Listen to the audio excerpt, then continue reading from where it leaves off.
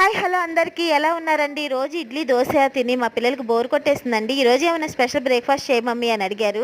వాళ్ళకి వెంటనే ఇలా బన్స్ వేసి ఇచ్చేసానండి. చాలా చాలా ఎంజాయ్ చేశారు. బ్రేక్ఫాస్ట్ అయితే ఫినిష్ అయిపోయింది. మా బాబుకి ఈరోజు వచ్చి క్యారెట్ రైస్ చేశానండి. క్యారెట్ రైస్ చేసేటప్పుడు ఎలా వస్తుందో ఏంటో, బాబు తింటాడో లేదో అని అనుకున్నాను. బట్ ఎంత డెలిషియస్గా ఉందంటే బిర్యానీ ఫ్లేవర్ వచ్చేసిందండి. అంత బాగుంది. ఒక్క స్పూన్ పెట్టుకోగానే ఇంకా తినాలి తినాలి అనిపించిందండి. అంత టేస్టీగా ఉంది. నాకైతే భలే నచ్చేసింది. మా బాబుకి స్నాక్స్ ఒక సున్నుండి పెట్టానండి. సున్నుండలు అంటే మా బాబుకి చాలా చాలా ఇష్టము. మా బాబు లంచ్ అయితే రెడీ అయిపోయింది, ప్యాక్ చేసేసాను.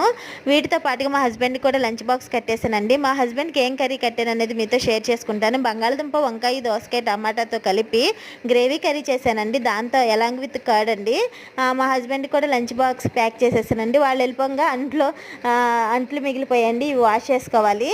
సో ఇదేనండి ఈరోజు నా డైలీ రొటీను. మీకు నచ్చినట్లయితే లైక్ చేయండి. Bye bye.